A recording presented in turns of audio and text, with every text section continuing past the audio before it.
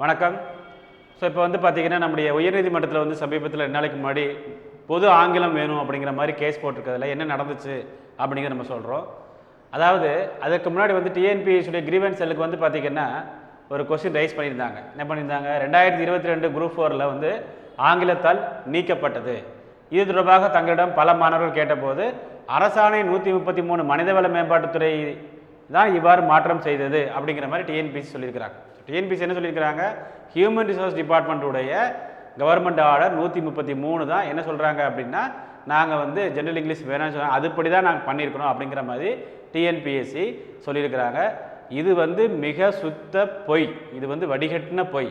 எதற்காக நான் சொல்கிறேன் அப்படின்னா, அரசாணை 133 மனிதவள மேம்பாட்டுத்துறை அந்த அரசாணையை நீங்கள் எடுத்து பார்த்தீங்க அப்படின்னா அதில் பொது ஆங்கிலம் தொடர்பான விஷயங்களுக்கு அந்த அரசாணை என்ன குறிப்பிட்டுள்ளது, அப்போதைய டிஎன்பிஎஸ்சி செயலர் அவர்களுடைய கருத்துருவின் அடிப்படையில் தான் இந்த அரசாணை உருவாக்கப்பட்டுள்ளது அப்படின்னு மனிதவளத்துறை மேம்பாட்டுத்துறை சொல்கிறாங்க. அதாவது டிஎன்பிஎஸ்சி என்ன சொல்கிறாங்க, ஹியூமன் ரிசோர்ஸ் டிபார்ட்மெண்ட் தான் இதை பண்ணாங்க, எங்களுக்கு அது சம்மந்தம் கிடையாதுங்கிறாங்க. பட் ஹியூமன் ரிசோர்ஸ் டிபார்ட்மெண்ட்டுடைய அரசு ஆணையில் என்ன குறிப்பிடப்பட்டிருக்குது அப்படின்னா, டிஎன்பிஎஸ்சி செயலரின் கருத்துருவின் அடிப்படையில் தான் இந்த அரசாணை உருவாக்கப்பட்டுள்ளது அப்படிங்கிற மாதிரி. ஸோ அப்போ என்ன ஆகுது, இவங்க அவங்கள காரணம் சொல்கிறாங்க, அவங்க இவங்கள காரணம் சொல்கிறாங்க.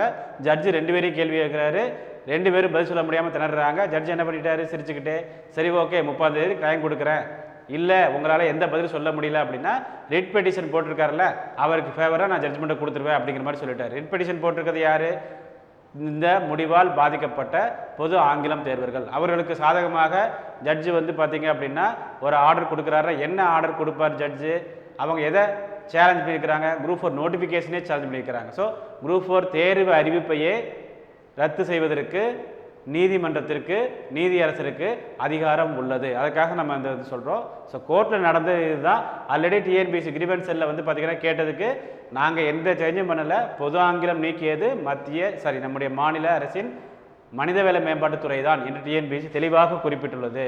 அதே நேரத்தில் அந்த அரசாணையில் வந்து பார்த்திங்க அப்படின்னா கடைசி 3 வரிகளுக்கு மேல் தெளிவாக உள்ளது. அந்த அரசாணை நீங்கள் எடுத்து பார்த்தீங்கன்னா தெரியும், நான் வேணால் டிஸ்கிரிப்ஷனில் கொடுக்குறேன்.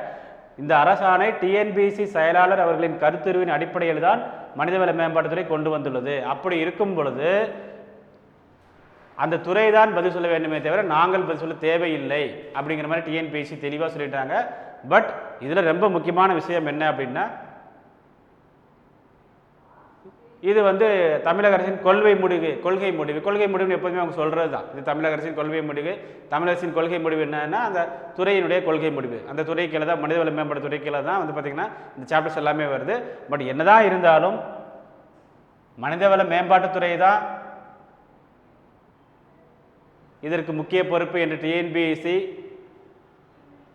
பதில் சொல்லி தப்பித்து கொண்டாலும் அந்த அரசாணையில் 3 வரிகள், கடைசி 3 வரிகள், அரசாணை 133 மனிதவள மேம்பாட்டுத்துறை அரசாணையில் கடைசி 3 வரியில் அந்த துறை என்ன கூறியிருக்கிறது என்றால், இந்த அரசாணை டிஎன்பிஎஸ்சி செயலாளர் அவர்களின் கருத்துருவின் அடிப்படையில் தான் உருவாக்கப்பட்டுள்ளது.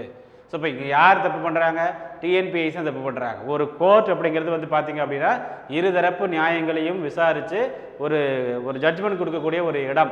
அந்த இடத்துல வந்து பார்த்திங்கன்னா டிஎன்பிஎஸ்சி கள்ள மௌனம் சாதிப்பது மிகவும் தவறானது. எனக்கு இதுக்கு எந்த சம்மந்தமும் கிடையாது, அந்த கன்சர்ன் டிபார்ட்மெண்ட் தான் பொறுப்புன்னு சொல்லி இவங்க தப்பிச்சுக்கிறாங்க. அந்த கன்சர்ன் டிபார்ட்மெண்ட்டுடைய அரசாணையில் ரொம்ப தெளிவாக டிஎன்பிஎஸ்சி செயலாளர் அவர்களின் கருத்துரின் அடிப்படையில் தான் மத்திய மனிதவள மேம்பாட்டுத்துறை கொண்டு வந்துள்ளது. அப்போ என்ன அப்படின்னா 2 மாணவர்களும் சண்டை போட்டு என்ன வேணாலும் பண்ணிக்கலாம், பொது ஆங்கிலம் பொது தமிழ் மாணவர்கள் சண்டை போட்டு என்ன வேணாலும் பண்ணிக்கலாம் அப்படிங்கிற ஒரு முடிவுக்கு டிஎன்பிஎஸ்சி வந்திருக்கிறதோ என்ற சந்தேகம் அனைவருக்கும் எழுந்துள்ளது. இதில் இன்னொரு முக்கியமான விஷயம் என்ன அப்படின்னா, பொதுவாகவே வந்து நீதிமன்றம் யாருக்கு கதவை திறக்கும், யார் வந்து கதவை தட்டினாங்களோ அவங்களுக்கு தான் நீதிமன்றம் திறக்கும்.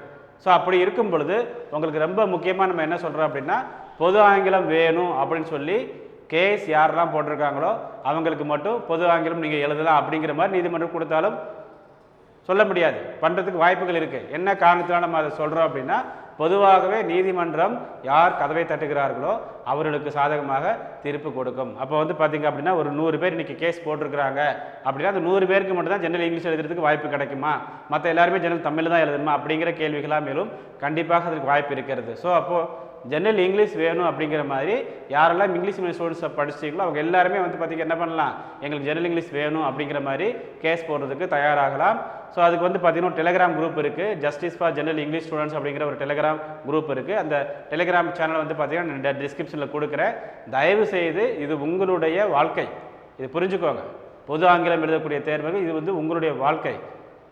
நீங்கள் வந்து முயற்சி எடுத்து நீங்கள் வந்து உங்களுக்கு கோரிக்கை வச்சாதான் கவர்மெண்ட் வந்து செவி சாய்ப்பார்களே தவிர அவங்களா வந்து ஜெனரல் இங்கிலீஷை கொடுத்து நீங்கள் எழுதுங்கன்னு சொல்ல மாட்டாங்க.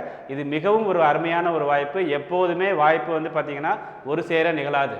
மிக சிறந்த ஒரு வக்கீல் அண்ட் ஜட்ஜு வந்து பார்த்திங்கன்னா சிரிச்சுக்கிட்டே கேட்டிருக்கிறாரு, இது வரைக்கும் உங்கள் கவுண்டர் ஃபைல் நீங்கள் எதுவுமே பண்ணலையே, 30ஆம் தேதி நீங்கள் பண்ணலை அப்படின்னா நான் வந்து ஜட்ஜு அதாவது ரிட் பெட்டிஷன் போட்டவங்களுக்கு ஃபேவராக ஜட்ஜ்மெண்ட் கொடுக்கலாமா, ஆர்டர் கொடுக்கலாமா அப்படிங்கிற மாதிரி நீதியரசர் அவர்கள் சிரிச்சுக்கிட்டே கேட்டிருக்கிறாரு. ஸோ இதெல்லாம் நம்ம எதுக்காக சொல்கிறோம்னா கோர்ட்டில் நடந்த விஷயங்கள். ஸோ இதை அடிப்படையாக வைத்து தயவு செய்து பொது ஆங்கிலம் வேண்டும் என்று, பொது ஆங்கிலம் இருந்தால் தான் என்னால் பாஸ் பண்ண முடியும் அப்படின்னு நினைக்கக்கூடிய ஸ்டூடெண்ட்ஸ் வந்து டிஸ்கிரிப்ஷனில் வந்து justice for general English students அப்படிங்கிறடைய டெலிகிராம் சேனலுடைய நான் லிங்க் கொடுக்குறேன். அதில் போய் ஜாயின் பண்ணுங்கள். தயவுசெய்து கோஆப்ரேட் பண்ணுங்கள். நன்றி.